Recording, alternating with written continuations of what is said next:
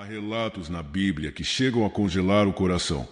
Pecados sexuais tão terríveis que desafiaram a santidade de Deus e provocaram consequências irreparáveis. Se você se sente preparado para descer aos vales mais sombrios das Escrituras, siga adiante e entenda como a luxúria e a desobediência conduziram homens, famílias e nações inteiras à destruição. Ao mesmo tempo, descubra como a graça divina permanece de pé, mesmo diante de tragédias incalculáveis. A história do povo de Deus sempre foi marcada por altos e baixos. Em diversos momentos, o Senhor deixou claro quais eram as diretrizes para a pureza sexual e espiritual. No entanto, a humanidade, corrompida desde a queda de Adão e Eva, inclinava-se a atender seus próprios desejos. Antes de examinarmos as 7 transgressões sexuais que culminaram em juízos devastadores, é fundamental entender o contexto geral em que elas ocorreram. Desde Gênesis até Apocalipse, há uma linha condutora que aponta para o fato de que o Criador não tolera o pecado, entretanto, ele se compadece dos que se arrependem. Os pecados sexuais, em particular, têm um peso significativo porque não se limitam ao aspecto carnal, mas violam a santidade do corpo, que deveria ser consagrado a Deus. Esses relatos não visam entreter, mas servir de alerta. O mesmo povo que viu mares se abrirem e ouviu a voz do Senhor no Monte Sinai foi o povo que, em determinados momentos, rendeu-se à imoralidade. Reis ungidos, profetas respeitados e sacerdotes incumbidos de manter a adoração pura foram capazes de atos inomináveis. Quando a Bíblia expõe esses pecados, não o faz para escândalo ou condenação sem propósito, mas para enfatizar que todos estão sujeitos a cair se não vigiarem. O pecado de Sodoma e Gomorra. Esta é possivelmente a história mais conhecida quando se fala de lugares imersos em perversão sexual. A narrativa começa em Gênesis 18 e 19, onde o Senhor revela a Abraão que o clamor contra aquelas cidades era grande demais para ser ignorado. O pecado sexual ali se manifestava de inúmeras formas, incluindo relações promíscuas e desejos que ultrapassavam todos os limites. Quando 2 anjos enviados por Deus chegaram a Sodoma ao entardecer, foram recebidos por Ló, sobrinho de Abraão. Ele, pressentindo o perigo, insistiu para que passassem a noite em sua casa, pois conhecia a perversidade das ruas. Infelizmente, a própria casa de Ló foi cercada por homens de todas as idades, exigindo que os visitantes fossem entregues a eles para abuso sexual. Ló chegou ao ponto de oferecer as filhas para tentar proteger os anjos, revelando até que ponto aquela sociedade havia corrompido também a mente dos justos que ali viviam. Ainda assim, a multidão seguiu cega em sua fúria e luxúria. Os anjos, percebendo que a cidade estava condenada, cegaram os homens do lado de fora e ordenaram que Ló saísse às pressas sem olhar para trás. Na manhã seguinte, veio do céu fogo e enxofre, destruindo completamente Sodoma, Gomorra e toda a planície. Até a esposa de Ló, ao desobedecer a ordem de não olhar para trás, foi transformada em uma estátua de sal, ficando para a história como testemunho de que Deus não tolera a imoralidade sem limites. O que ocorreu ali não foi aleatório, mas a resposta divina a uma sociedade que havia ultrapassado todos os padrões de decência e respeito humano. A lembrança de Sodoma e Gomorra ecoa ao longo de toda a Bíblia. Profetas como Isaías, Jeremias e Ezequiel fazem referências a essas cidades para exemplificar a gravidade de rejeitar a lei de Deus. Não se tratava apenas de um grupo pequeno de pecadores, mas de uma cultura inteira voltada ao prazer desmedido e a práticas que ridicularizavam a santidade. A luxúria desenfreada levou Sodoma a se tornar sinônimo de depravação. Mesmo as crianças cresciam num ambiente em que não havia freios para a corrupção moral. O testemunho desses capítulos de Gênesis é uma lição eterna de que, quando um povo atinge um ponto sem retorno, o juízo divino não tarda. O apóstolo Pedro, em suas cartas no Novo Testamento, reitera que a destruição de Sodoma e Gomorra serve como advertência para todos os que decidirem trilhar o mesmo caminho.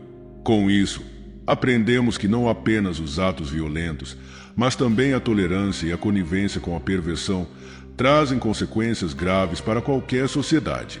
2. O incesto cometido pelas filhas de Ló.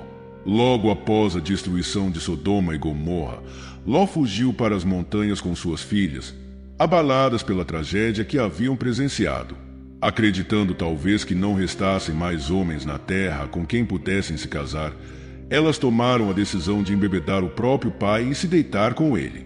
A narrativa em Gênesis 19, a partir do verso 30, mostra como o desespero e a mentalidade corrompida pelo contexto de Sodoma levaram essas jovens a um ato extremamente repulsivo.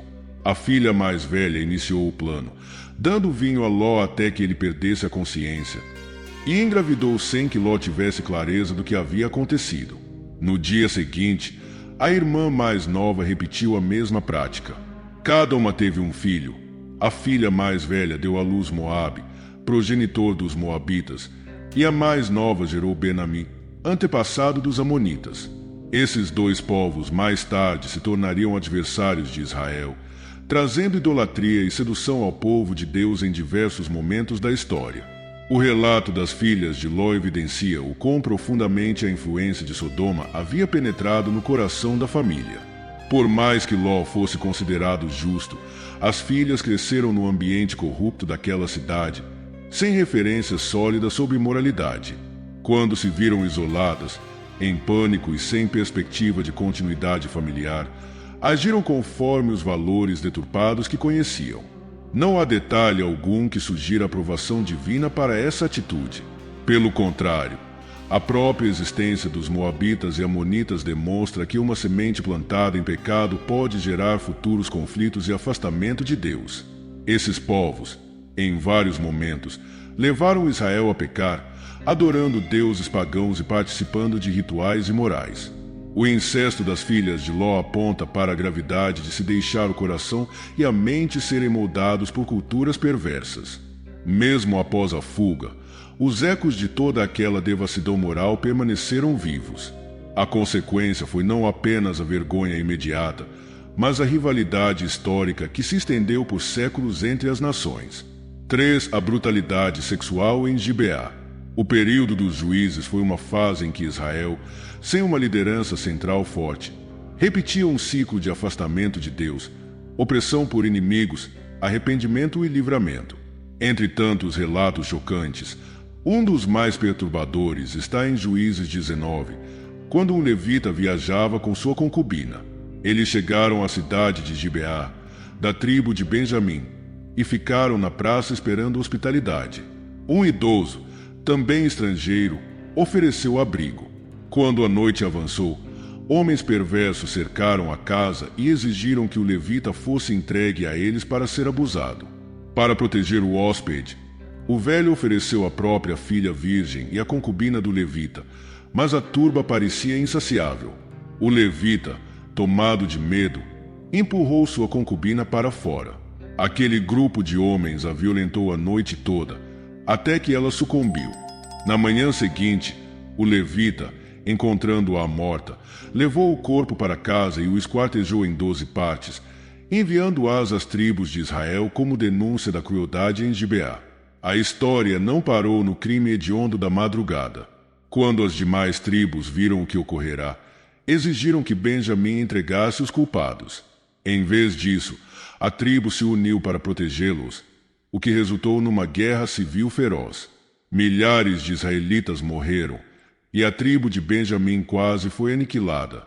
Ao fim do conflito, restaram apenas 600 homens benjamitas escondidos nas rochas. A carnificina ocorreu porque um ato de depravação sexual foi encoberto, mostrando que a tolerância ao pecado pode fazer ruir toda uma estrutura social. A crise chegou ao ponto de quase extinguir uma das 12 tribos de Israel. Esse episódio revela como Deus não se cala diante da violência sexual, especialmente quando atinge níveis tão atrozes. A batalha que se seguiu não foi apenas um confronto entre exércitos, mas uma luta contra um pecado que havia contaminado o coração de um povo que deveria ser santo. 4. A devassidão de Ofni e Finéias.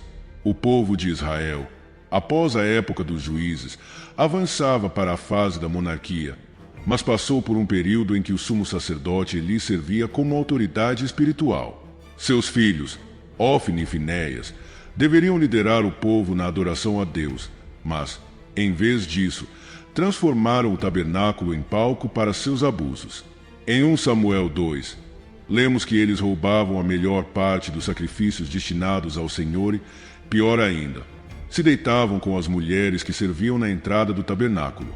A posição de sacerdotes deveria ser marcada pela santidade, mas Ofni e Finéias preferiam satisfazer seus desejos descontrolados, profanando o lugar mais sagrado de Israel.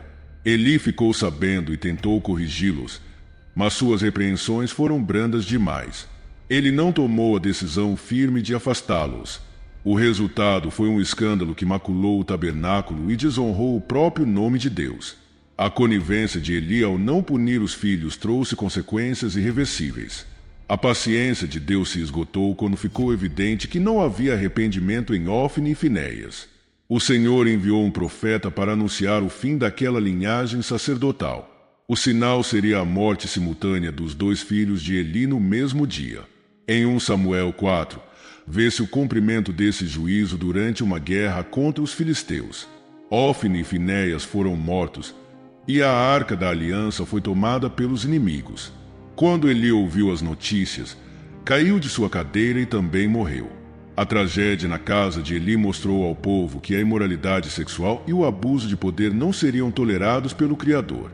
Com a morte dos sacerdotes corruptos, começou um novo capítulo na história de Israel, pois Samuel se tornou a referência espiritual.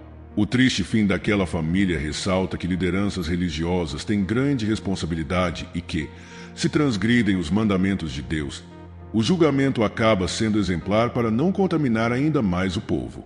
5. O pecado de Baal-Peor. O pecado de Baal-Peor encontra-se em Números 25, no momento em que o povo de Israel já havia caminhado uma longa jornada pelo deserto e se aproximava das fronteiras da terra prometida. Deus vinha sustentando a nação por meio de milagres diários, como o maná, e já havia demonstrado seu poder de forma inegável, abrindo o Mar Vermelho e dando a lei no Sinai. No entanto, o povo era formado por pessoas comuns, sujeitas à tentação e à fraqueza. Foi nesse contexto que surgiu um dos pecados mais graves e coletivos ligados à idolatria e à imoralidade sexual. Para entender como chegou a esse ponto, é preciso lembrar que Moabe e Midian, povos que habitavam naquela região, temiam muito a presença de Israel. Um episódio anterior, em Números 22 a 24, mostra o rei moabita Balaque tentando contratar Balaão para amaldiçoar o povo de Deus. Balaão não pôde proferir maldições porque o Senhor o impediu, mas, conforme o texto sugere em outras passagens, por exemplo, Números 31:16, o profeta indicou a Balaque um meio diferente de prejudicar Israel, a sedução e a idolatria. Assim, as mulheres moabitas e midianitas passaram a se aproximar dos israelitas com propostas aparentemente inofensivas, convidando-os para festas e celebrações onde se honrava Baal-Peor, o principal deus local. Mesmo após tudo o que haviam aprendido sobre a santidade de Deus e a proibição de se misturar a cultos pagãos, os homens de Israel começaram a aceitar esses convites. Para muitos, talvez parecesse apenas uma pausa na dureza do deserto, uma festa, comida mais agradável, música, dança e a atenção de mulheres que demonstravam simpatia. Porém, a atmosfera dessas festas era carregada de práticas proibidas pelo Senhor.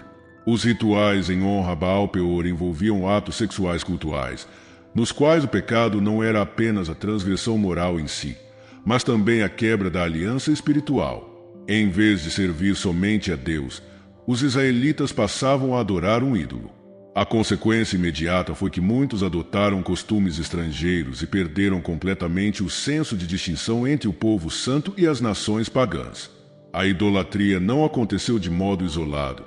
Ela veio acompanhada da devassidão, pois o culto a Baal-Peor estimulava a imoralidade sexual como forma de agradação à divindade.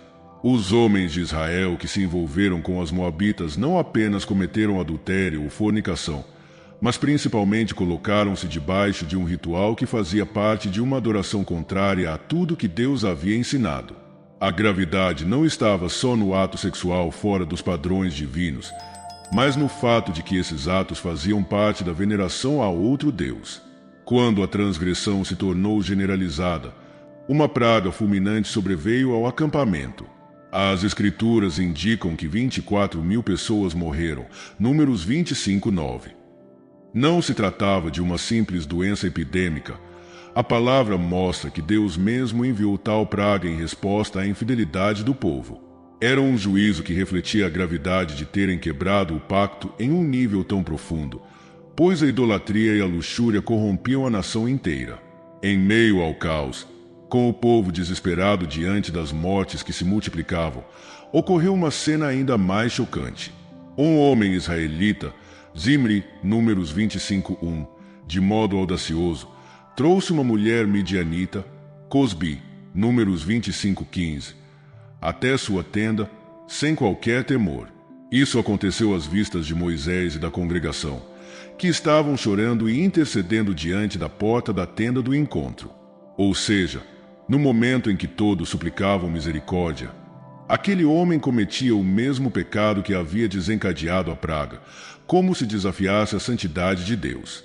Foi então que Finéias, neto de Arão e filho do sumo sacerdote Eleazar, ao presenciar a afronta, reagiu de forma imediata.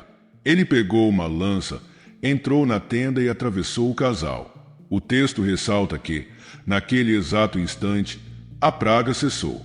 A ação de Finéias foi drástica, mas demonstrou um zelo pela santidade de Deus que estava faltando no povo. Sua atitude não apenas interrompeu a praga, mas também mostrou que, em meio à corrupção generalizada, ainda havia alguém disposto a defender a honra do Senhor. Por causa disso, Finéias foi recompensado com uma aliança de paz e um pacto sacerdotal perpétuo para sua descendência, Números 25:10-13. O pecado de Baal-Peor serve como um alerta poderoso sobre os perigos da mistura com práticas pagãs e da imoralidade sexual. Ele revela como a luxúria e a idolatria podem se entrelaçar, levando à destruição espiritual e física. Além disso, o episódio destaca a importância de líderes que se levantem para defender a santidade de Deus, mesmo em meio à decadência moral. 6. O adultério de Davi com Batseba. Um dos relatos mais conhecidos e trágicos envolvendo pecados sexuais na Bíblia é o adultério de Davi com Batseba, narrado em 2 Samuel 11. Davi, o rei escolhido por Deus, descrito como um homem segundo o coração de Deus, 1 Samuel 13:14, caiu em um pecado que manchou seu reinado e trouxe consequências devastadoras para sua família e para o reino. O pecado começou quando Davi, em vez de ir à guerra com seus soldados, decidiu ficar em Jerusalém. Certo dia, ao caminhar pelo terraço do palácio, ele viu Batseba, esposa de Urias, um de seus soldados, tomando banho. Apesar de saber que ela era casada, Davi cedeu à tentação e a mandou chamar ao palácio, onde cometeu adultério com ela.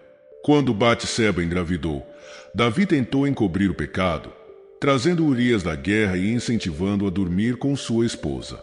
No entanto, Urias, sendo um homem íntegro, recusou-se a desfrutar de conforto enquanto seus companheiros estavam no campo de batalha. Diante da recusa de Urias, Davi planejou sua morte. Ele ordenou que Joabe, seu comandante, colocasse Urias na linha de frente da batalha e depois retirasse o apoio, deixando-o vulnerável. Urias foi morto, e Davi tomou Batseba como sua esposa. No entanto, o pecado de Davi não ficou oculto diante de Deus. O profeta Natã foi enviado para confrontar o rei, usando uma parábola que expôs a gravidade de suas ações. Davi, reconhecendo seu erro, arrependeu-se profundamente, mas as consequências de seu pecado foram inevitáveis. A criança fruto do adultério morreu, e a família de Davi foi marcada por conflitos e tragédias, incluindo o incesto entre Amnon e Tamar, a rebelião de Absalão e a guerra civil. O pecado de Davi serve como um lembrete poderoso de que mesmo os mais piedosos estão sujeitos a cair se não vigiarem e de que o pecado, especialmente o sexual, tem ramificações profundas e duradouras. 7. A imoralidade de Salomão. Salomão, filho de Davi, foi um dos reis mais sábios e abençoados de Israel. No entanto, Sua queda foi marcada pela imoralidade sexual e pela idolatria.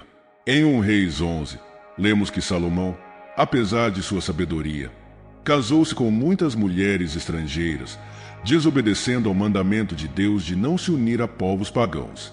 Essas mulheres levaram Salomão a se afastar de Deus, pois ele começou a adorar os deuses delas, como Astarote, Milcom e Quemos. A imoralidade sexual de Salomão não se limitou ao casamento com mulheres estrangeiras, mas também incluiu a construção de altares para seus deuses e a participação em rituais pagãos. A Bíblia relata que Salomão teve 700 esposas e 300 concubinas, e que essas mulheres perverteram o seu coração. 1 Reis 11:3. Como resultado, Deus levantou adversários contra Salomão e anunciou que o reino seria dividido após sua morte. A história de Salomão é um exemplo claro de como a luxúria e a desobediência podem levar até mesmo os mais sábios e abençoados à ruína. Ela também destaca a importância de manter a pureza sexual e espiritual, mesmo em posições de poder e influência. Os relatos bíblicos sobre pecados sexuais servem como alertas poderosos sobre as consequências devastadoras da imoralidade e da desobediência. Eles mostram que o pecado sexual não é apenas uma questão pessoal, mas pode afetar famílias, nações e gerações inteiras. No entanto, também revelam a graça e a misericórdia de Deus, que está sempre disposto a perdoar e restaurar aqueles que se arrependem. Essas histórias não devem ser lidas com o objetivo de escandalizar ou condenar, mas para nos lembrar da importância de vigiar e manter nossos corações e mentes alinhados com a vontade de Deus. Em um mundo onde a imoralidade sexual é frequentemente normalizada e até celebrada, esses relatos bíblicos nos chamam a viver em santidade, orando a Deus com nossos corpos e nossas vidas.